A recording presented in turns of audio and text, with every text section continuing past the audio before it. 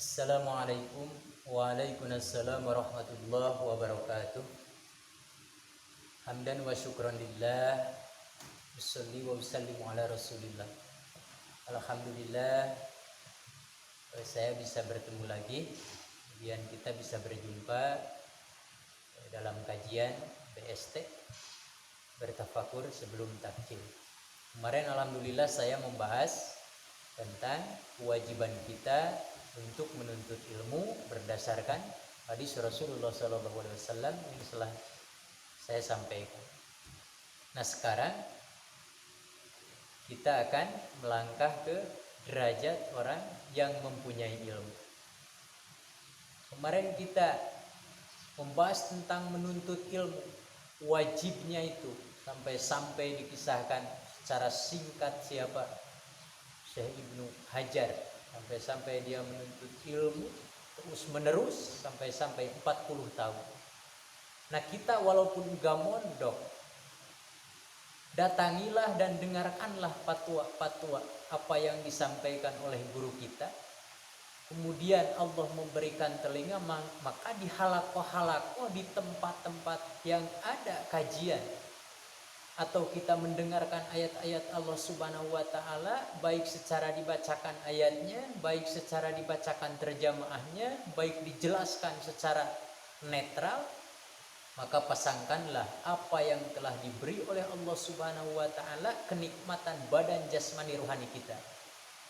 Kemarin di surah An-Nahl Allah memberikan telinga kita sama pendengarannya, Allah memberikan mata kita sama penglihatannya, Allah memberikan pikiran kita, akal goriji yang begitu sehat, begitu luar biasa, pasang di halakoh menghadiri kajian-kajian, menghadiri tempat, atau sekarang canggih mempunyai lewat elektronik, mempunyai lewat HP dan lain sebagainya. Gunakanlah akal kita untuk mendapatkan ilmu daripada Allah Subhanahu wa taala.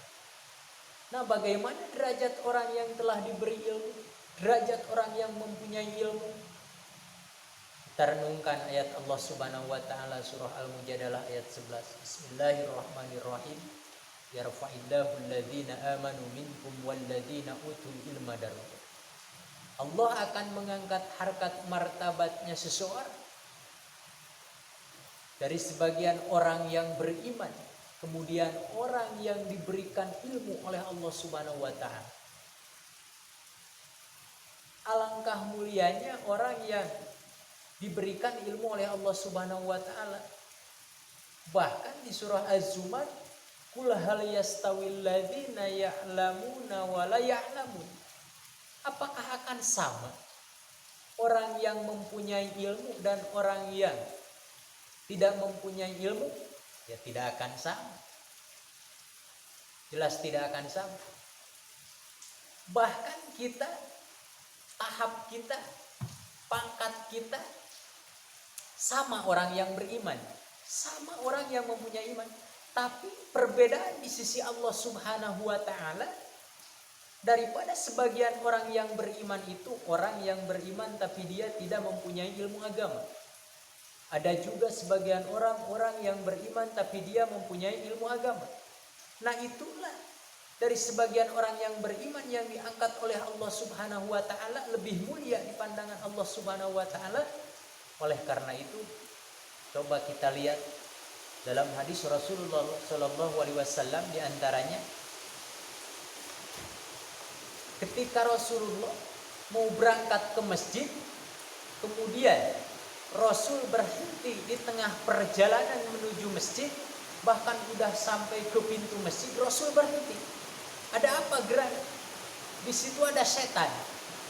Rasul bertanya, "Hei iblis, hei setan, kenapa kau berhenti? Padahal itu di masjid banyak yang sholat. Ada seorang itu yang lagi pada sholat." Kemudian setan menjawab, "Justru saya ingin menggoda yang lagi sholat.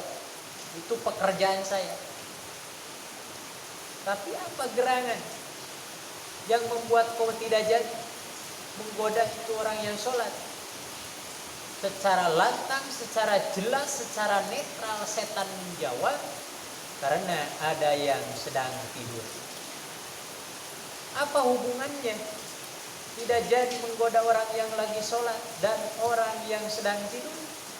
Karena orang yang sedang tidur itu mempunyai ilmu. Itu sudah jadi jawaban. Orang yang sedang sholat tanpa ilmu, kemudian orang yang tidur mempunyai ilmu agama.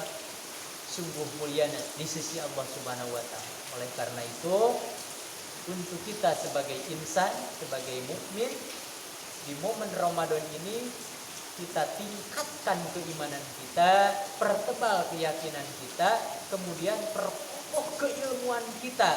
Manakala kita jadi ahli penuntut ilmu, kita jadi ahli ilmu agama. Mudah-mudahan keturunan kita, anak-anak kita, anak-anak jamaah kita, mukmin muslim dimanapun Anda berada, mudah-mudahan diberikan ilmu oleh Allah Subhanahu wa Ta'ala, tergolongkan orang yang mulia di sisi Allah Subhanahu wa Ta'ala. Mungkin kajian singkat ini cukupkan sekian, mudah-mudahan ada manfaatnya. Wallahul muwaffiq ila aqwamit thariq. Wassalamualaikum warahmatullahi wabarakatuh.